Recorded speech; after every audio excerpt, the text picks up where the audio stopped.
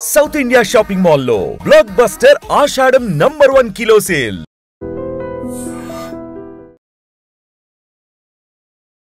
అసలు నువ్వు మనిషివేనా, తండ్రివేనా, లేక మానవ మృగానివా? అదే ఈ నేరస్తుడు గురించి తెలుసుకుంటే మీకు కూడా ఇలాంటి డౌటే వస్తుంది. కోసూరులో ఒక మానవ మృగాన్ని అరెస్టు చేశారు పోలీసులు. గతంలో తల్లి తండ్రిని, ప్రస్తుతం కొడుకుని కూతురుని చంపిన కసాయివాడు. అచ్చంపేట మండలం పుట్లగూడెం గ్రామానికి చెందిన వెంకటేశ్వర్లు నాయక్ను పోలీసులు అరెస్టు చేశారు. తన సొంత కొడుకును హత్య చేసి పొలంలో పాతిపెట్టి కొడుకు కనిపించటం లేదంటూ అందరినీ మభ్యపెట్టాడు ఈ కసాయి తండ్రి. మృతుడు మంగ్యనాయకు 19 ఏళ్లు. చక్కగా చదువుకోవాల్సిన వయసులో తండ్రికి చెందిన మేకలు, గొర్రెలు మేపుకుంటూ కుటుంబ భారాన్ని మోస్తున్న మంగ్యనాయక్ తన కసాయి తండ్రి చేతిలో బలైపోయాడు. తనకు చెప్పకుండా మేకను అమ్మాడనే కారణంగా కొడుకును కడతీర్చాడు వెంకటేష్ నాయక్. విషయం ఎవరికీ తెలియకుండా కొడుకు శవాన్ని క్రోసూరు మండలం ఎర్రపాలెం పొలంలో పాతిపెట్టి తన కొడుకు కనబడటం లేదంటూ నమ్మబలికాడు. దొంగ ఏడ్పులు ఏడ్చాడు. భర్త మీద అనుమానంతో కొడుకు ఏడని భార్య నిలదీయటంతో అసలు విషయం బయటకొచ్చింది. తన భర్త తన కొడుకును చంపాడంటూ క్రోసూరు పోలీస్ స్టేషన్లో కేసు పెట్టడంతో పోలీసులు రంగప్రవేశం చేశారు. వెంకటేష్ నాయక్ను అరెస్టు చేసి విచారించగా నిజాన్ని ఒప్పుకున్నాడు. దాంతో పాతిపెట్టిన శవాన్ని బయటకు తీయించి శవ పంచనామా నిర్వహించారు. విచారణలో క్రోసూరు పోలీసులకు విస్తుపోయే నిజాలు తెలిసాయి. గతంలో కూడా వెంకటేష్ నాయక్ నేర చరిత్ర కలిగినవాడని, 2014లో తన సొంత తల్లిని అడవిలో నరికి చంపేసి ఇప్పుడు బెయిల్పై ఉన్నాడని తెలిసింది. తరువాత తన తండ్రిని కూడా చంపేసి జైలుకెళ్ళొచ్చిన కసాయి వీడు. ఆ తర్వాత తన 3 నెలల కుమార్తెను సైతం చంపేసిన కేసులో కూడా ముద్దాయని, సాక్ష్యాలు బలంగా లేని కారణంగా ఆ కేసు నిలవలేదని గ్రామస్తులు సైతం చెప్పటం విశేషం. అరెస్టైన సమయంలో ఆవేశానికి లోనైన గ్రామస్తులందరూ పోలీసుల సమక్షంలో ఉన్న ఆ కసాయిపై దాడి చేసే ప్రయత్నం చేయటంతో పోలీసులు వారిని అడ్డుకున్నారు. హంతకుణ్ణి స్టేషన్కు తరలించారు. ఎంత దారుణం! తల్లి తండ్రి అనే మమకారం లేదు, కన్న కొడుకనే ప్రేమ లేదు. తన మాట కాదంటున్న వారిని అడ్డు తొలగించుకోవటమే పనిగా పెట్టుకున్నాడు. గతంలో తల్లిని తండ్రిని పొట్టన పెట్టుకున్న ఈ కసాయి ఇప్పుడు కొడుకును కూడా పొట్టన పెట్టుకున్నాడు.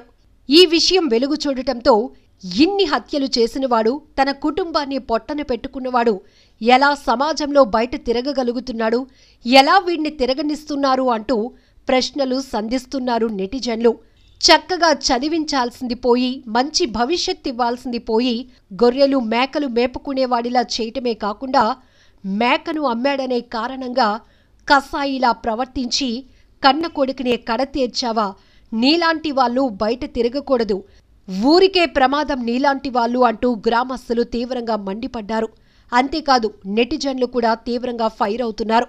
మరి ఇలాంటి కసాయి వాళ్లను ఏం చేయాలి, ఎలా శిక్షించాలి, ఎంత కఠినంగా శిక్షించాలని మీరు అనుకుంటున్నారో కామెంట్ బాక్స్లో మెన్షన్ చేయండి. పుట్లగూడెం గ్రామ కాపురస్తుడైన భూక్య వెంకటేశ్వర నాయక్ మొదటి భార్య కోటేశ్వరితో వివాహం కాగా వారికి ఒక బాబు సంతానం, పేరు మంగ్య నాయక్, 19 సంవత్సరాలు. తదనంతరం వారు విడిపోయి ఇద్దరు పరిమళ భార్య అనే అమ్మాయిని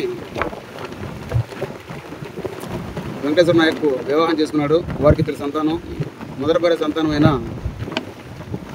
మంగ్య నాయక్ ఈ నెల 3వ తేదీ రాత్రి నుంచి కనిపించలేదని చెప్పేసి క్రిమినల్పై ఇచ్చిన కంప్లైంట్ మేరకు కేసు నమోదు చేయడం అనేది తన కేసు దర్యాప్తులో ఉన్నది క్రోసూరు పోలీస్ స్టేషన్లో.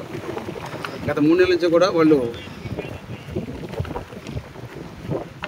క్రోసూరు మండలం ఎర్రపాలెం గ్రామంలో ఉండటం వల్ల ఇక్కడి నుంచి అతను దినప్రకటన పోయినట్టుగా ఇవ్వబడిన సమాచారం రిపోర్ట్ మేరకు క్రోసూరు పోలీస్ స్టేషన్లో కేసు నమోదు చేయడం జరిగింది. ఆ కేసు ప్రస్తుతం దర్యాప్తులో ఉంది. దాని మీదట మంగ్య నాయక్ని అతని తండ్రి ఏదైనా చేసుంటాడనే సమాచారం అనుమానాల మేరకు ఈరోజు కేసుని దర్యాప్తు చేయడం జరుగుతుంది. ఎర్రపాలెం గ్రామ పొలాల్లో శవమును ఎన్ఎస్పి కెనాల్ కాలంలో పూడ్చిపెట్టినట్టుగా మనకున్న సమాచారం మేరకు ఈరోజు ఇక్కడ అమ్మారావు గారి చేత సర్పంచ్నామా నిర్వహించడం జరుగుతుంది. స్పాట్లోనే పిఎం చేయించడం జరుగుతుంది. దీనిపై పూర్తి వివరాలు దర్యాప్తు నందు తెలియాల్సి ఉంది. ముద్దా ఏదైతే ఉందో ముద్దాయి గతంలో కూడా 2014 సంవత్సరంలో అచ్చంపేట పోలీస్ స్టేషన్ లిమిట్స్లో ఫారెస్ట్ ఏరియాలో వాళ్ళ తల్లిని కూడా చంపినట్టుగా కేసు నమోదైంది. గతంలో ఆ కేసు కోర్టులో తగిన సాక్ష్యాధారాలు ఏమనిపించి వీగిపోయినట్టుగా తెలిసింది. గతంలో కూడా నేర చరిత్ర ఉన్నది. తెలంగాణలో కూడా ఒక కేసు అతనిపై నమోదై ఉంది, ఒక హత్య కేసు నమోదై ఉంది. అది కూడా ప్రస్తుతం కోర్టులో పెండింగ్లో ఉంది. దర్యాప్తులో ఉన్న కేసు పూర్తి వివరాలు దర్యాప్తు అనంతరం తెలియజేయాలి.